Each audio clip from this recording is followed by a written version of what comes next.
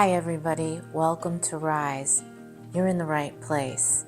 Today I want to talk about how to make love stay. How to make love stay.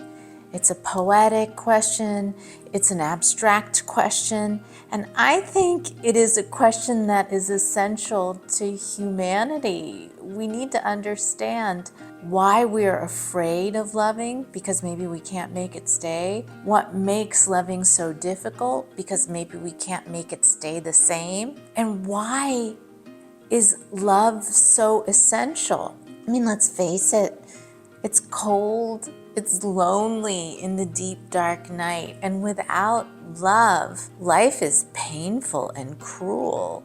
So in order to answer this question, in order to make it okay, in order to make love last, human beings build up all kinds of ego defenses, all kinds of strategies in order to guard against the possible loss of the experience of love. And we can experience love in so many ways, but generally, and what I'm talking about here is that kind of love that you feel with a person. And it could be someone you fall in love with. It could be your children. It could be your friends. It could be your parents. It could be someone in your family. So that love, how do you make it stay? It's going to change. It's going to evolve, and it's not always going to be the same. And it may end. I mean, especially in the context of romantic love. How do you make love stay? You can't control it. People try. I don't think it's right to shame someone into loving you, but that works. You could guilt someone into loving you. If you don't love me, I'm going to do something bad to myself. You could make someone feel guilty, or if you don't love me, then I won't be able to fulfill who I am. Let's avoid those kinds of ego structures and defenses. How do you make love stay? I'm going to go back to romantic love. It makes us really anxious when we face the prospect of losing romantic love. Romantic love is really, it goes back to our primitive self and the way we were loved when we were babies, when we were children, and our attachment style. And simple attachment styles, insecure, there's disorganized, there's avoidant attachment, and then there's the jewel, the securely attached person. So insecure attachment involves, a push and a pull. Yes, I want it. No, I don't want it. If you give to me, do I have to give to you? How much? It involves a lot of anxiety, and you're always thinking about the status of the relationship. Is it good enough? Am I giving enough? Are they giving enough? There's no relaxing into it. Then there's the attachment style of avoidant, like, who needs you? You didn't show up on time? I don't need you to show up on time. I'll show you who's important here, who means anything to me. So the avoidant kind of turns off when things don't go their way in romantic love. And then you've got disorganized attachment, which is all over the place, chaotic, hot, cold, violent, rageful, quiet, withdrawn, stonewalled. It's disorganized. There's no consistent way of relating. So in a romantic partnership with someone with disorganized attachment, you're going to be up and down, and so's the other person. And so the love experience becomes extremely chaotic and anxiety provoking. And the ironic thing is that these attachment styles for romantic love come out of this deep desire to not be cold and lonely in the deep, dark night, to make love stay. All right, how do we make love stay? Why is it such a problem? I mean, you can go to a bookstore, you can Google all kinds of books, all kinds of advice on good communication, how to be a better lover, how to attract the mate of your dreams, how to get married and stay married forever. It's just not that cut and dry. I want to encourage you to learn how to make love stay in your own personal life by taking a journey taking a journey of understanding who you are and what love does for you. This is a journey of learning how to be in the moment, learning how to appreciate when you are in love's presence and being super grateful for it. All right, so sometimes I think as humans, we need to be stung a little in order to really learn some powerful, profound lessons. For example, I think we know somebody, or we can relate to the story of having someone's love in our lives, but not showing enough appreciation, or not caring enough, or not being present enough, or working too much, or being too busy, and not being able to really feel that love in our lives. And there's a regret to that. You don't want to keep living your life regretting that you didn't feel the love and you kept letting it go. So that journey of learning how to be in the moment, learning how to bring yourself back, learning how to cultivate this thing called mindfulness, where you just dump the past and you're just in the moment. You're actively listening. Your senses are alive with what's going on around you. The sounds, the smells, the noises, what things feel like in the moment. Not what they were like even 5 hours ago, but what it is right now. What do you love about it right now? What are you experiencing in a relationship in those moments, those everyday moments with someone that you love? Can you appreciate it? Can you be grateful for it? Because I think that's how you make it stay. So this is a metaphor.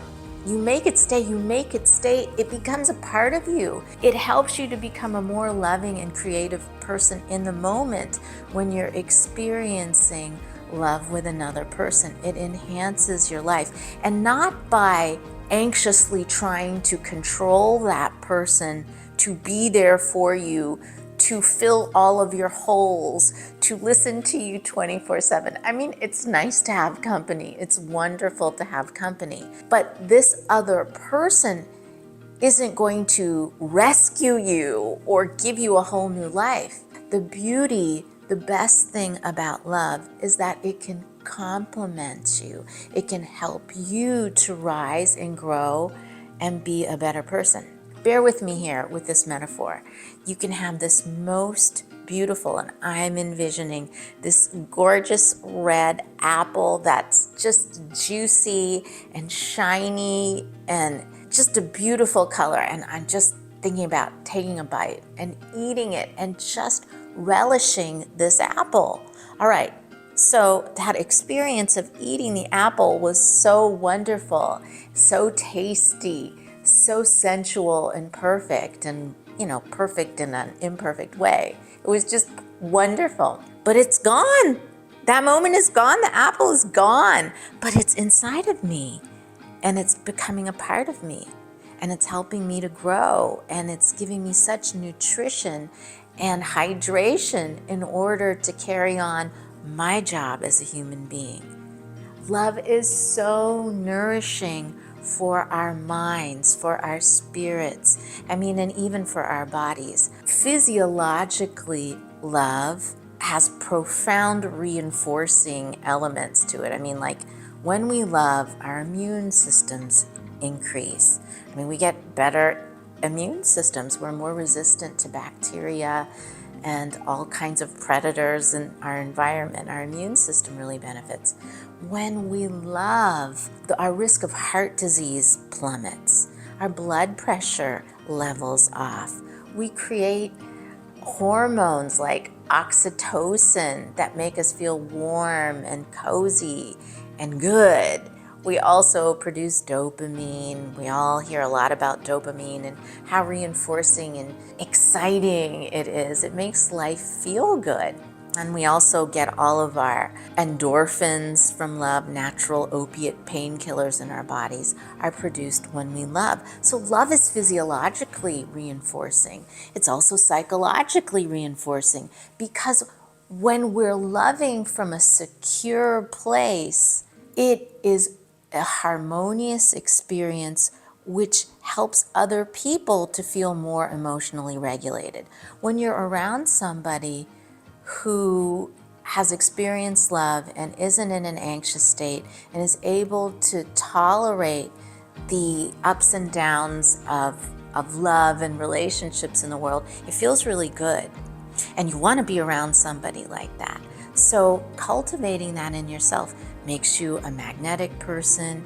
It makes you fun to be around, and it's good for other people. So learning how to love without anxiety and without fear is a really good thing for you, and it's also a great thing to do for the world.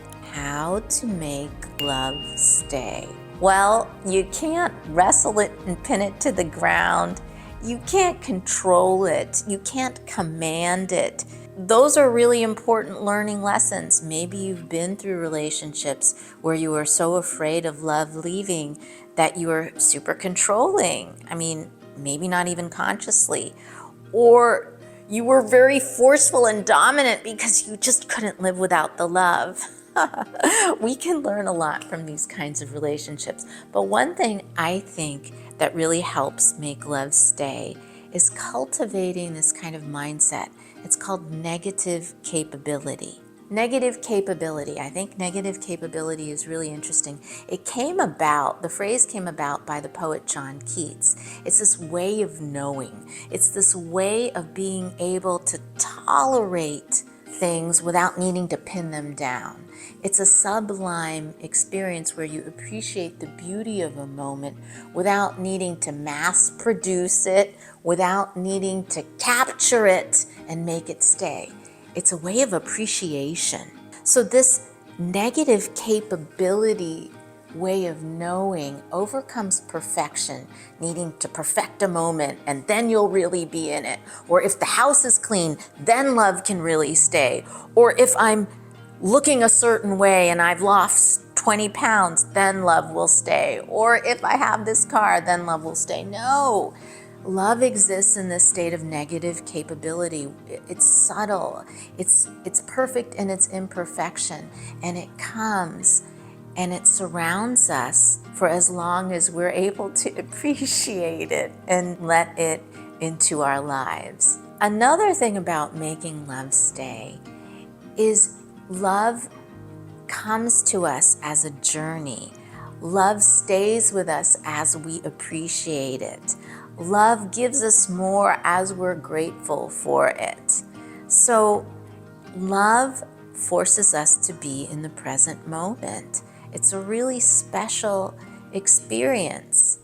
I mean, yeah, we can remember memories with loved ones, and that's a really powerful neurochemical, physiological experience too. I mean, we still reap the gifts of love even when they're not with us. You can hold a photograph of someone that you loved and lost and really think about them and change your physiological state and get into a loving state. I mean, that's a gift. That's a really cool thing that happens. Even though the person is left, their presence inside of us has changed us and made us more open and aware to that feeling, that profound joy of loving, even though they're not in our lives anymore. So how do we make love stay?